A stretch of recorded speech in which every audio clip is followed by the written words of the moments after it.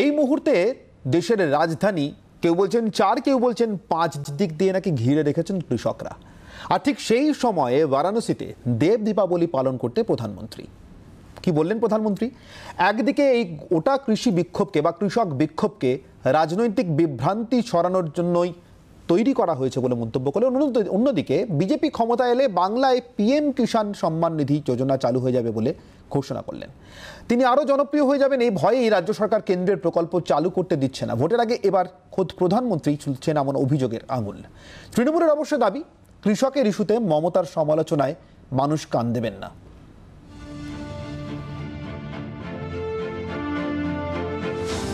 Button दबा बनता है विकास का एक नया उपहार उत्तर प्रदेश। বারাণসীতে রাস্তা উদ্বোধন, প্রধানমন্ত্রীর নজরে কিন্তু সেই বাংলা।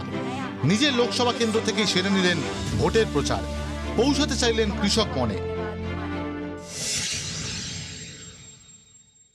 एक राज्य जो किसान के नाम से बातें कर रहे हैं, उन्होंने तो प्रधानमंत्री किसान सम्मान निधि योजना को अपने राज्य में लागू ही नहीं होने दिया, क्योंकि अगर ये पैसा किसानों के पास पहुंच गया और कहीं मोदी का जय जयकार हो गया तो फिर तो हमारी राजनीति खत्म हो जाएगी।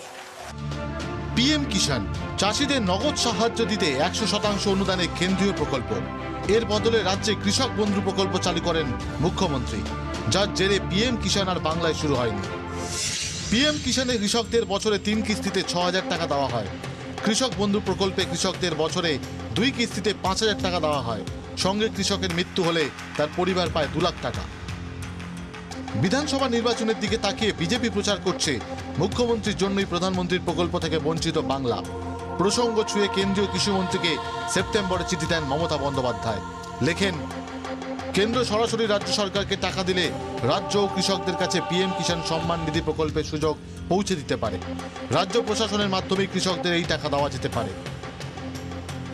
যদিও সরাসরি কৃষকদের অ্যাকাউন্টের বদলে রাজ্যের মাধ্যমে টাকা বিলিতে কেন্দ্র সায় দেয়নি। किसानों के जेब में पैसा नहीं जाने दिया। मैं उन राज्य के किसानों से कहना चाहता हूं, आने वाले समय में जब भी हमारी सरकार बनेगी, ये पैसा भी मैं वहां के किसानों को दे के रहूंगा। প্রধানমন্ত্রীর অভিযোগ অবশ্য উড়িয়ে দিয়েছে রাজ্যের শাসক দল। বাংলার কৃষক মমতা বন্দ্যোপাধ্যায়ের থেকে বঞ্চিত, এটা চরম শত্রুও বলতে পারবে না। সেটা বাংলার মানুষ হওয়ার দরকার নেই, অন্য রাজ্যের মানুষ হিসেবে আছে। নতুন কৃষি আইনের প্রতিবাদে হরিয়ানা দিল্লি সীমান্তে চলছে কৃষক বিক্ষোভ। এর মধ্যেই এই দিন প্রধানমন্ত্রী দাবি করেন, নতুন আইনে কৃষকদের আইনি রক্ষা কবচ দেওয়া হয়েছে, এমএসপিও থাকছে। বিরোধীরা নিজেদের স্বার্থে কৃষকদের ভুল বোঝাচ্ছেন। ব্যুরো রিপোর্ট, জি 24 ঘন্টা। রাজনৈতিক স্বার্থে কৃষকদের ভুল বোঝাচ্ছেন বিরোধীরা এবং বিভ্রান্তি ছড়াচ্ছে এভাবেই কৃষকদের মনে। আসলে নতুন কৃষি আইন কৃষকদেরকে আরও ক্ষমতা দেবে, তাদের আর্থিক ক্ষমতা বাড়াবে। আমি চলে আসবো সরাসরি দেবাংশুর কাছে। দেবাংশু, যে অভিযোগ আপনাদের বিরুদ্ধে উঠছে, গোটা দেশে কৃষি বিক্ষোভের ক্ষেত্রে আপনারা কেন্দ্রীয় সরকার তার কৃষি আইন, নতুন কৃষি আইনের বিরোধিতা করছেন, কিন্তু এ রাজ্যেই কৃষকরা প্রকৃত স্বাধীনতা পাচ্ছেন না, আরও ক্ষমতায়ন পাচ্ছেন না, আপনারাই প্রধানমন্ত্রীর একটি প্রকল্প চালু হতে দিচ্ছেন না বলে। দেখুন, প্রথমে বলি, প্রধানমন্ত্রী আজকে বারাণসীতে দ্বীপ জ্বালাচ্ছেন, আর সেই প্রদীপের তলায় অন্ধকার, কৃষকেরা ঘিরে রেখেছে, কৃষকদের ওপরে লাঠি চলছে। তো যাই হোক, এটা প্রধানমন্ত্রী সাহেবকে বলতেই হতো, কারণ স্বাভাবিকভাবেই তিনি এটা ভালোই বুঝতে পারছেন যে কৃষকেরা তার বাসভবনকে 5 জায়গা থেকে ঘিরে রেখেছে, তারা শুধুমাত্র বিরোধী রাজ্যে শাসিত, বিরোধী রাজ্য মানে তাদের শাসন করা রাজ্য থেকে আসা কৃষকেরা নয়, তার মধ্যে তাদের শাসন করা রাজ্যের কৃষকেরাও রয়েছে। আর তাদের শাসন করা কৃষকদের ব্যাংক অ্যাকাউন্টে যদি পিএম কিষাণ যোজনার টাকাটা সঠিক সময় পৌঁছে গিয়ে থাকে, তাহলে আনন্দে উচ্ছ্বসিত কৃষকেরা নরেন্দ্র মোদীর বাসভবনে গোছা গোছা ফুলের দিস্তা নিয়ে আসতেন তাকে অভিবাদন জানানোর জন্য, প্রতিবাদ করার জন্য ট্রাক্টর নিয়ে আসতেন না, পুলিশের মার খেয়েও ডিঙিয়ে চলে যেতেন না। বিজেপিকে উত্তর দিতে হবে সমস্ত প্রকল্পের ক্ষেত্রে তারা এই মিথ্যাচারগুলো কেন করে বলুন তো? আজকেই কৃষকরা ধরুন আলু ফলাচ্ছেন, পেঁয়াজ ফলাচ্ছেন, আমরা দেখেছি কৃষকেরা আলু পেঁয়াজের দাম পাচ্ছেন না কেন্দ্রীয় সরকারের নীতির জন্য, কিন্তু আপনি কত টাকা আলু কিনছি, আমাদের যে মা কাকিমারা এখন টিভির সামনে বসে আছেন, আমার মা তো বাড়িতে মাংসই করে না, বলে পেঁয়াজ ছাড়া কি মাংস খাবি, ভালো লাগবে না, মাংসের চেয়ে দাম প্রায় বেশি হয়ে যাওয়ার জোগাড়। তো পেঁয়াজের দাম আমরা দেখেছি 200 টাকার কাছাকাছি চলে গেছিল। আর এই যখন কংগ্রেসের জমানায় 60 টাকা কিলো পেঁয়াজ হয়ে গেছিল, বিজেপি নেতা স্মৃতি ইরানি রাস্তায় নেমে ঢোল বাজাচ্ছিলেন, গ্যাস সিলিন্ডার বাজাচ্ছিলেন, থালা বাজাচ্ছিলেন। আজকে 100-150 ক্রস করে 200 ছুতে চলেছে। তো আমার বক্তব্যের জায়গাটা হচ্ছে মাঝখান থেকে যে ফোরেরা টাকা খেয়ে যাচ্ছে, সেই বিষয়ে কেন্দ্রীয় সরকারের এই নতুন কৃষি বিল সেটাকে আরো স্ট্রং করে দিচ্ছে তাদের হাত। আর আজকে যে কারণে কৃষকেরা রাস্তায় নামছে, কারণ এদের আর মানে জন্য কিছু বাকি থাকবে না, পুরোটাই কর্পোরেটরা নিয়ে চলে যাবে। সেই জায়গায় দাঁড়িয়ে প্রধানমন্ত্রী কিষাণ যোজনা, বাংলার মাটিতে দাঁড়িয়ে মমতা বন্দ্যোপাধ্যায় কৃষক বন্ধু প্রকল্পের মাধ্যমে যে সুবিধাটা তারা পাচ্ছেন, সেটা তারা পাচ্ছেন। তাই বাংলায় কৃষক আত্মহত্যার সংখ্যা গত 3 বছরে শূন্য, যেটা বিজেপি শাসিত রাজ্যগুলিতে টপ। আমি একটু রাজলক্ষ্মীর কাছে যাই, দেবাংশু আসবো আপনার কাছে, রাজলক্ষ্মীর কাছে যাই। রাজলক্ষ্মী, এই রাজ্যে সত্যি সত্যি প্রধানমন্ত্রীর এই নতুন যোজনার প্রয়োজন নেই, তার কারণ তার থেকেও ভালো যোজনা এই রাজ্যের জন্য রয়েছে এবং এই রাজ্যের কৃষকরা ভালো রয়েছে, এমনটাই তো বলছে তৃণমূল।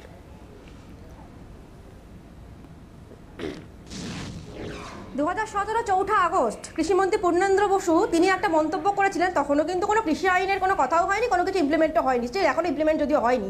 তো তখন উনি বলেছিলেন, তখন পটলের কেজি ছিল 100 টাকা, টমেটোর কেজি ছিল 100 টাকা, তখন আলু যাচ্ছিল 37.5 টাকা করে কেজি। তো তখন উনি বলেছিলেন ফরেলদের উৎপাতের জন্য আজকে এইটা হচ্ছে রাজ্যে কৃষিমন্ত্রী পূর্ণেন্দু বসু। আমরা দেখেছিলাম সুফল বাংলা তার আগে অথচ তৈরি হলো 2014 সেপ্টেম্বর মাসে। জানি না শিবরাত্রের এর মতন সলতের মতন কোথায় সেগুলো এখন চলছে। এবার আমি চলে আসছি প্রধানমন্ত্রী কৃষি সিঞ্চন নীতিতে, যেটা ইরিগেশনের জন্য, সেটাও এখানে রাজ্যে চৌকাঠ পেরোতে দেওয়া হয়নি। এবং তার ফলে আমরা দেখলাম যখন আমাদের আগে যেখানে আমাদের প্রতি একরে 13,000 কেজি করে আমাদের এখানে শস্য উৎপাদন হতো, সেটা নেমে এসেছে প্রতি একরে 7,000 কেজিতে। 2006 থেকে 11-এর মধ্যে এগ্রিকালচারাল গ্রোথ লস হয়েছে 2.45%, 11 থেকে 13-এর মধ্যে আবার লস হলো 2.2%। আর আজকে যে সমস্ত মানে মানব দরদি জনদরদি বামপন্থীরা এই সমস্ত কথা বলছেন, তারা 2011-র যে ইস্তেহারটা দিয়েছিলেন সেইখানে তারা উল্লেখ করেছিলেন 1977-এ শস্য উৎপাদন হতো 74 লক্ষ টন, 2010-এ নাকি 170 লক্ষ টন। মানে 34 বছরে কৃষিপ্রেমী সিপিএম এর হাতে মাত্র 2.5% এখানে বৃদ্ধি ঘটেছে। এই হচ্ছে সিচুয়েশন। এবার আমি চলে আসছি, আমি শতরূপের কাছে আসি, রাজলক্ষ্মী আসবো আমার আপনার কাছে, আমি শতরূপের কাছে আসি।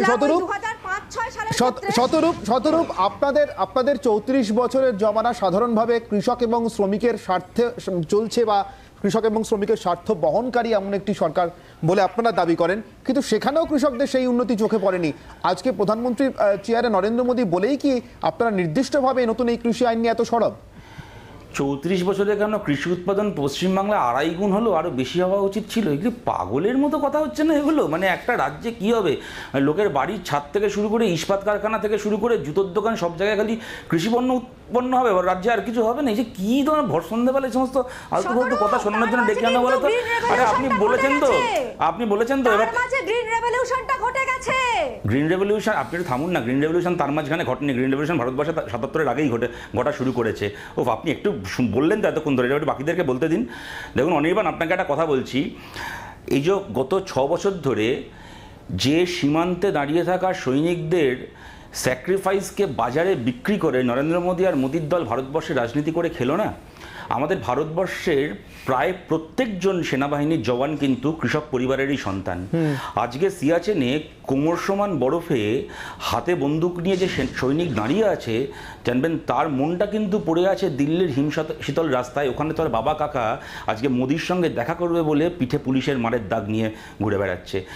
এই যে দিল্লি আজকে যে জিনিসটা দেখছে, বিজেপি বললো লকডাউন, তো লকডাউন, গোটা দেশের বাজার দোকান বন্ধ থাকলো, কিন্তু নরেন্দ্র মোদী নিজে দেশ বিক্রির কাউন্টারটাকে বন্ধ রাখলেন না।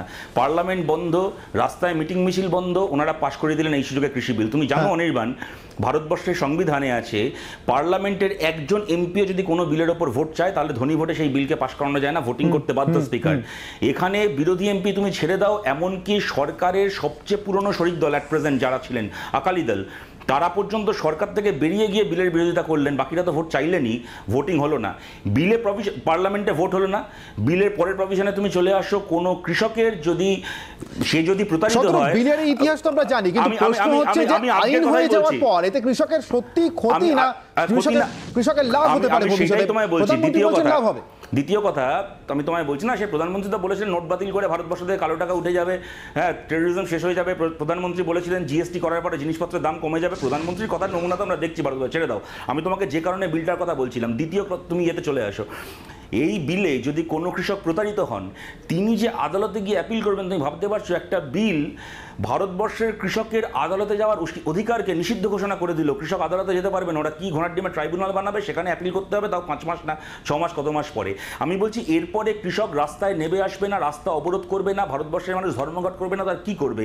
ধর্মঘট করা ছাড়া, অবরোধ করা ছাড়া, প্রতিবাদের আর যা যা পন্থা ছিল, প্রতিটা পন্থার দরজা যখন সরকার থেকে বন্ধ করে দেয়, তারপরে সেই সরকারের সঙ্গে মানুষের তো রাস্তাতেই দেখা হবে, নাহলে আর কোথায় দেখা হবে? চলে যাবো রাজনৈতিক বিশ্লেষক বিশ্বনাথ চক্রবর্তীর কাছে। বিশ্বনাথ বাবু, বামফ্রন্ট আমলে 34 বছর ভূমি সংস্কার, তার পরবর্তী সময়ে কৃষকদের যে উন্নতি, সেটাই মূলত এই রাজ্যের রাজনৈতিক যে ন্যারেটিভ, তার প্রধান পিভট হয়ে থেকেছে। মমতা বন্দ্যোপাধ্যায় তারও এ রাজ্যের ক্ষমতায় আসা কৃষিজমি রক্ষার বা কৃষিজমির অধিকারের আন্দোলনকে সামনে রেখেই। এখানে কি কৃষির গুরুত্ব এ রাজ্যে যে বারাণসী থেকেও বাংলার দিকে মুখ ফেরাতে হয় প্রধানমন্ত্রীকে?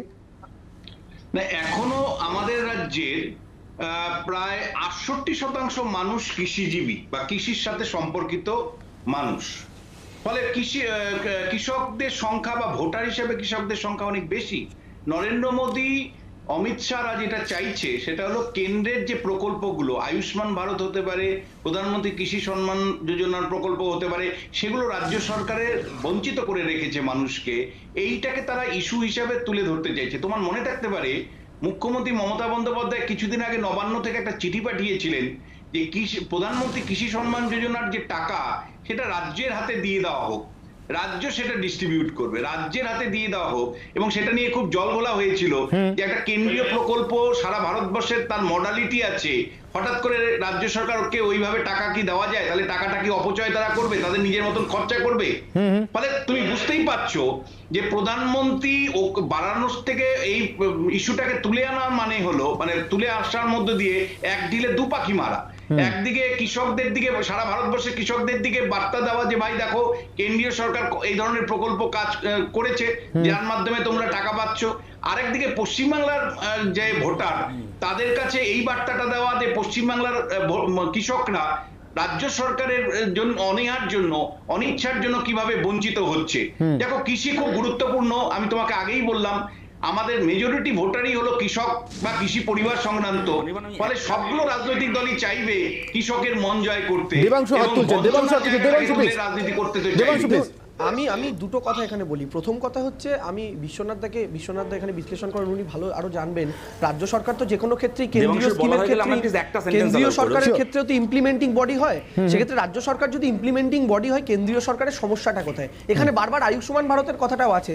আচ্ছা, আয়ুষ্মান ভারতে তো কেন্দ্রীয় সরকারের হিসাব অনুযায়ী সরকারি ক্ষেত্র বেসরকারি ক্ষেত্র দুটো ইনক্লুডেড। পশ্চিমবঙ্গ তো একমাত্র রাজ্য যেখানে গভর্নমেন্ট সরকারি ক্ষেত্রে চিকিৎসা সম্পূর্ণ ফ্রি। ফলে এটা তো প্রথমেই ইনভ্যালিড হয়ে যাচ্ছে। আর দ্বিতীয় ক্ষেত্রে হচ্ছে কার্ডটা প্রিন্ট করানোর জন্য কেন্দ্রীয় সরকার পয়সা নিচ্ছে, রাজ্য সরকারের সেটা পর্যন্ত ফ্রি থাকছে। আর এরপরের কথা হচ্ছে স্বাস্থ্য সাথীর ক্ষেত্রে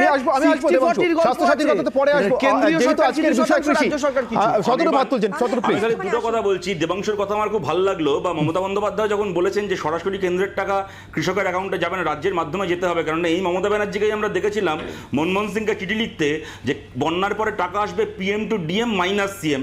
দ্বিতীয় কথা আমি বলছি, এটা নিয়ে যেদিন বিস্তরে যদি কখনো আলোচনা করো, আমরা সবাই আলোচনা করব। আজকে এই 2020 সালের ফার্ম বিলে মোদি যা যা ক্লজ দিয়েছেন, যে ক্লজের বিরুদ্ধে গোটা দেশের কৃষক আজকে দিল্লির সড়কে লড়ছে, এই প্রতিটা ক্লজ 2014 সালে মমতা বন্দ্যোপাধ্যায় পশ্চিমবাংলা ইতিমধ্যে চালু করে দিয়েছেন। বেসরকারি মালিক এখানে কৃষকের কাছ থেকে অবাধে কৃষিপণ্য কিনবে, কৃষকের জমিতে তার ফসলকে ডিকটেট করবে। এটা বাংলার কাছে নতুন নয়। 2014 সালে মমতা ব্যানার্জি রাজলক্ষ্মীর কাছে যেতে হবে। রাজলক্ষ্মী, তাহলে শেষমেশ আপনাদের এই নতুন কৃষি আইন আসলে কৃষকদের ভালো নয়, ক্ষতি করবে অনেক বেশি, এবং সেই কারণে কি আপনাদেরকে এই অবরোধের মুখে পড়তে হচ্ছে রাজধানীতে, যার জন্য প্রধানমন্ত্রীকে বারাণসী থেকে মুখ খুলতে হচ্ছে? প্রচুর মানুষ কৃষিজীবী, তারা তাহলে এরকম ভাবে সমর্থন করতো না। বিজেপি সরকারকে। এবং আমরা দেখতে পেয়েছিলাম, আমি একটা তারিখ খালি মনে করে 28 আগস্ট 2017 যেদিনকে মিনিস্ট্রি অফ কনজিউমার অ্যাফেয়ার্স সবার সাথে আলোচনা করেছিল, সেদিন তাহলে এই সমস্ত রাজনৈতিক দলগুলো কোনো মন্তব্য করেনি কেন?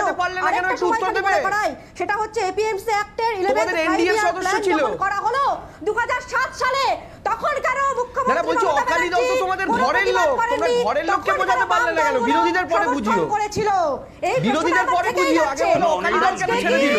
302টা ভগৎ সিং এর বংশধরদের সঙ্গে নাথুরাম গডসের বংশধরদের লড়াই চলছে। ভারতবর্ষ দেখছে কারা ভগৎ সিং এর বংশধরদের পক্ষে আর কারা নাথুরাম গডসের বংশধরদের পক্ষে। কোনো কিছু বলেন না। বিশ্বনাথ বাবু একদম শেষ দিকে চলে এসেছি আপনার কাছ থেকে। বিশ্বনাথ বাবু একদম শেষ দিকে চলে এসেছি আপনার কাছ থেকে, আমি এন্ড নোট নেব। শেষমেশ কি পশ্চিমবঙ্গের পরবর্তী বিধানসভা নির্বাচনটাতেও কৃষি একটা মূল ন্যারেটিভ হয়ে থেকে যাবে? কেউ পক্ষে বা কেউ বিপক্ষে নিশ্চিতভাবে বলবেন, কিন্তু কৃষকের কাছে হওয়ার একটা প্রতিযোগিতা চলবে। দেখো, বামফ্রন্ট সরকারের 34 বছরটাই দাঁড়িয়েছিল কৃষকদের উপর ভিত্তি করে। আজকে অনেক কথা আমরা বলছি বামফ্রন্টের বিরুদ্ধে, নিশ্চয়ই অনেক সমালোচনা আছে, কিন্তু বামফ্রন্ট সরকারই প্রথম কৃষকদের তুই থেকে আপনি কথাটা শিখিয়েছিল। কৃষকদেরকে আমরা তুই বলতাম, বামফ্রন্ট সম্মান দিয়ে তুমি বা আপনি বলানো শিখিয়েছিল। আমার সময় যেহেতু একদম শেষ, সেই সম্মান দিয়েই শেষ করতে হচ্ছে, অর্থাৎ প্রধানমন্ত্রী কৃষি সম্মান নিধি, আর সেখান থেকে বৃহত্তর ক্ষেত্রে কৃষকের সম্মান, তার অধিকার, তার ক্ষমতায়ন, তার অর্থনৈতিক সমৃদ্ধি সমস্ত কিছু আলোচনার মধ্যে থাকছে, এবং থাকছে বিশেষ করে যখন পশ্চিমবঙ্গে নির্বাচন সমাগত। অবশ্যই আমাদের নজর থাকবে সেদিকে। শেষমেশ এ রাজ্যের কৃষকদের আশীর্বাদ কারা পেলেন? আমাদের সঙ্গে যারা আলোচনায় যোগ দিয়েছিলেন চারজনকে অসংখ্য ধন্যবাদ। একটা ছোট বিরতির পর দিনের সেরা বাছাই খবর নিয়ে থাকছে পেজ ওয়ান। সঙ্গে থাকুন জি 24 ঘন্টা।